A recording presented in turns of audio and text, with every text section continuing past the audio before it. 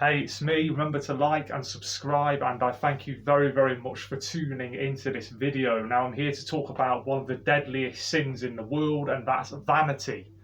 Now, everywhere we look in this world, there is vanity. There's a reason why the makeup industry, which is obviously directed towards women, is so successful. It's out of vanity. Now, there's nothing wrong with women making sure that their hair is nice, making sure that they look presentable. There's nothing even wrong with wearing a little bit of jewellery and putting a little bit of perfume on. But what this world does, and what the women of this world tend to do, and men, but in different ways, obviously, is that we tend to go over the top. So we tend to try to go for the brand names. We go for Superdry. We go for Armani sunglasses. We're too self-conscious when it comes to what other people think of us, and that's what vanity is. That's the foundation of vanity, is sinful pride. And what vanity is when we pay too much attention to what other people think about us. So whenever we walk out the front door, or whenever we're at college, or if we're at work, or wherever we are, if we're thinking about what other people think of us and the image we're projecting to other people, and that's always on our minds, and we're always trying to look our best, we're always trying to look fashionable, but we always try and wear the latest, most trendy clothes. You know, these women who call themselves fashionistas, that's vanity. These women that have got no end of shoes and a huge clothing collection inside of their wardrobes, that's all vanity, okay? And it's a sign that we have a worldly heart and a worldly mind, okay? Now, it's a little bit cold in here, which is why I folded my arms. I'm trying to save some money on heating, so you'll have to excuse me. It's not that I have any kind of a negative attitude towards you, because I know that when it comes to body language, people who fold their arms, it's quite a defensive posture. But I'm actually trying to keep myself warm because it's a bit chilly in this house. Anyway, as anyone who's ever read the Bible will know, Lucifer,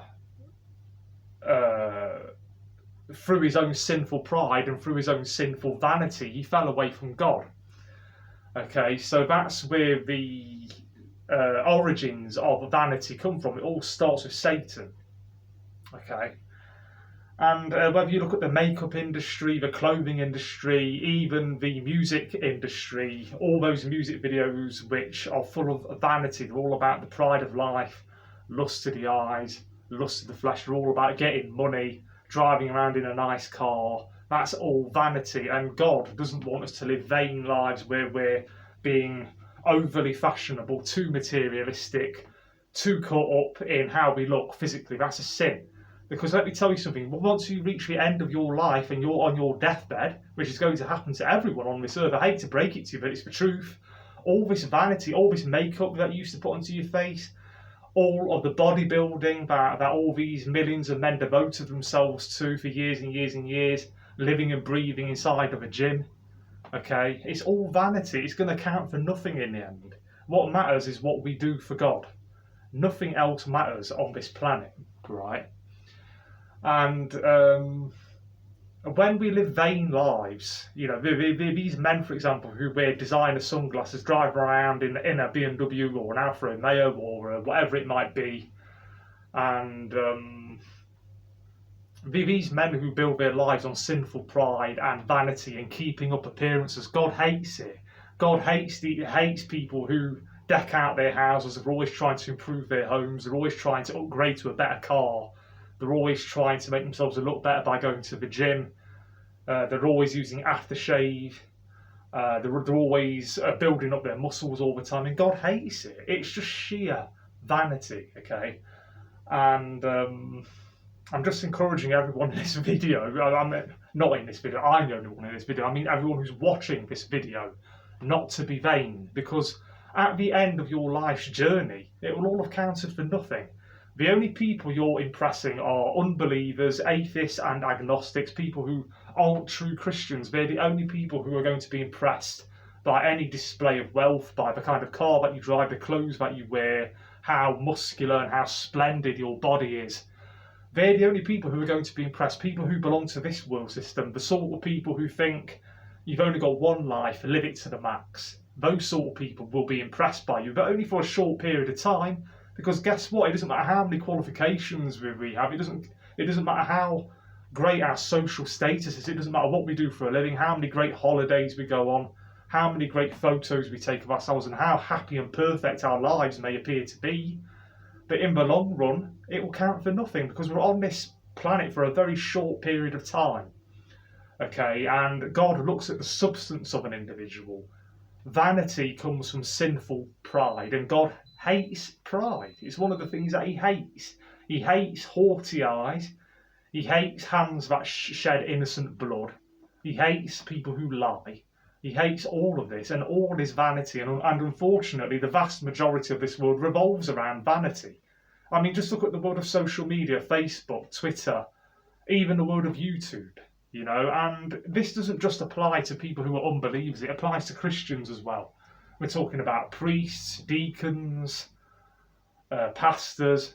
We can all be subject to vanity. Because whenever people's eyes are on us, I mean, take me for example. I've got a tiny little YouTube channel with hardly any viewers at all. But that might change in the future. I don't know.